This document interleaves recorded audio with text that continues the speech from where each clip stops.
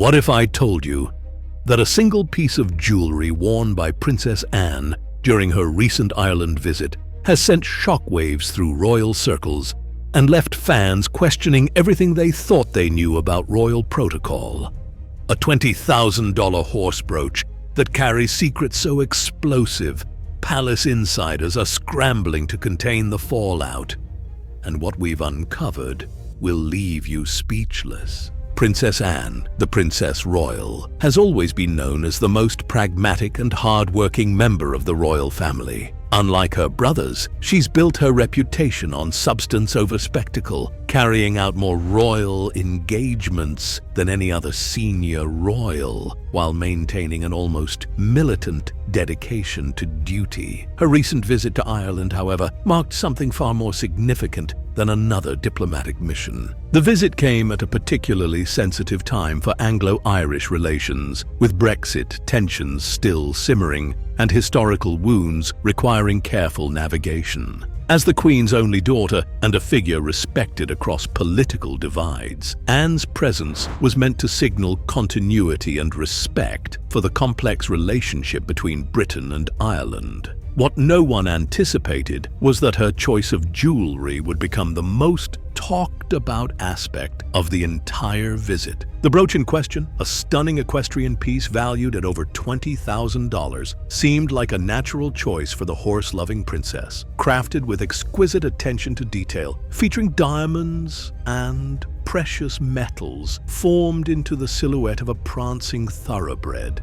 It appeared to be simply another example of Anne's well-documented passion for horses. But royal jewelry is never just about aesthetics. Every piece tells a story, carries history, and sends messages that reverberate far beyond their immediate visual impact. The weeks leading up to Princess Anne's Ireland visit were marked by careful diplomatic choreography. Palace sources reveal that every aspect of the trip was meticulously planned, from her itinerary visiting both Dublin and Belfast, to her wardrobe choices that would need to navigate the delicate political sensitivities of both communities. Anne, known for her no-nonsense approach to royal duties, had reportedly been briefed extensively on the historical significance of her visit. What makes this particular moment so charged is the timing. Just months earlier, there had been whispers within royal circles about the redistribution of Queen Elizabeth's personal jewelry collection among family members. Anne,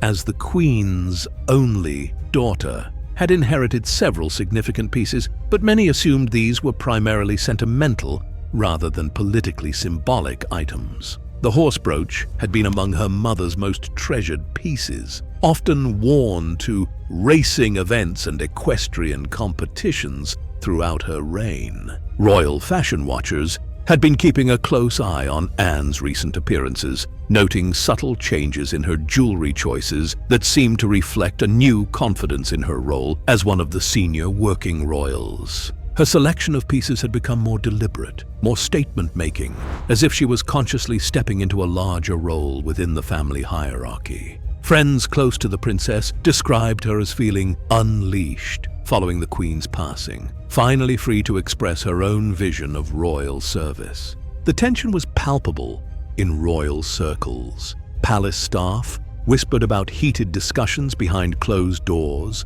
regarding appropriate jewelry for international visits. There were concerns about messaging, about historical sensitivities, and about the delicate balance required when representing the crown in Ireland. Some advisors had reportedly cautioned against wearing pieces that might be seen as too obviously British or imperial in their symbolism. On the morning of her arrival in Dublin, Princess Anne stepped off the royal plane wearing what would become the most scrutinized piece of jewelry of her entire career. The horse brooch, pinned prominently on the lapel of her navy coat, caught the Irish morning sun and immediately drew the attention of photographers and royal watchers. What seemed like a simple nod to her love of equestrian sports would soon reveal layers of meaning that no one had anticipated. The brooch itself is a masterpiece of craftsmanship, created by renowned royal jeweler Garrard in 1953 to commemorate Queen Elizabeth's coronation year. But here's where the story takes an explosive turn. Recent research by royal historians has revealed that this particular piece was originally commissioned not just as celebration of the new Queen's reign, but as a specific tribute to the royal connection to Irish thoroughbred breeding, a connection that dates back centuries but had become increasingly problematic given Ireland's complex relationship with British rule. As Anne moved through her engagements, meeting with Irish President Michael D. Higgins and visiting cultural sites, the brooch seemed to take on a life of its own. Irish media began picking up on details that even seasoned royal reporters had missed. The horse depicted in the brooch wasn't just any horse, it was specifically modeled after Eclipse, an 18th century racehorse whose bloodline could be traced back to Irish stock, but who became a symbol of British racing supremacy. The revelation hit like a thunderbolt through both British and Irish media. Here was Princess Anne on a diplomatic mission meant to heal historical wounds, wearing a piece that inadvertently symbolized the very colonial attitudes that had caused so much pain between the two nations. But Anne, true to her character, didn't shy away from the growing controversy. Instead, she did something that shocked everyone present. During her speech at Trinity College, Dublin, Anne made an unprecedented move. She removed the brooch mid-speech, held it up to the audience, and launched into an impromptu explanation of its history that left everyone in the room stunned. She spoke about the complexity of shared heritage, about how symbols can both divide and unite, and about her personal commitment to acknowledging uncomfortable histories while building bridges for the future. "This brooch," she said, her voice carrying across the hushed auditorium, represents not just British royal tradition, but the intertwined story of our two nations. The horse it depicts may have worn British colors, but its heart beats with Irish blood. Perhaps that's a metaphor worth embracing. The room erupted, not in controversy, as many had feared, but in something far more powerful: genuine appreciation for Anne's raw honesty and diplomatic courage. Irish officials, who had been briefed about potential sensitivities around royal symbolism, found themselves witnessing something entirely unexpected. A senior British royal acknowledging complexity rather than defending tradition blindly. Social media exploded with reactions ranging from surprise to admiration to heated debate. Princess Anne began trending worldwide, with clips of her Trinity College moment being shared millions of times. Irish politicians, who had been preparing careful diplomatic responses to any potential gaffes, instead found themselves praising the princess's authenticity and courage in addressing difficult histories head-on. British media, meanwhile, was divided. Traditional royalist publications struggled with how to frame Anne's departure from typical diplomatic script, while others hailed it as exactly the kind of modern royal leadership the monarchy needed. Palace sources, speaking on condition of anonymity, revealed that there had been no prior approval for Anne's impromptu remarks about the brooch. She had acted entirely on her own initiative. The $20,000 valuation of the brooch, initially seen as simply reflecting its precious materials and craftsmanship, suddenly took on new significance. Royal jewelry experts began analyzing not just its monetary worth, but its historical and symbolic value. Art historians pointed out that the piece represented one of the finest examples of mid-20th century royal commissioning, while political commentators debated whether Anne's gesture represented a new era of royal transparency or a dangerous departure from established protocol. King Charles III reached for comment during a separate engagement, offered only a cryptic smile and the words, "My sister has always had her own way of doing things."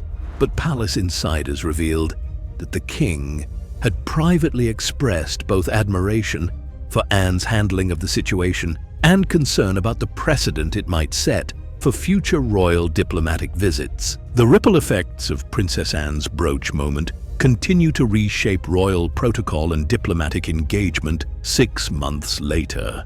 The palace has quietly implemented new procedures for jewelry selection, during international visits, with pieces now undergoing historical vetting by a team of experts, including historians, cultural specialists, and diplomatic advisors. What started as oversight has evolved into a sophisticated system designed to prevent future controversies while ensuring royal jewelry choices support rather than undermine diplomatic objectives.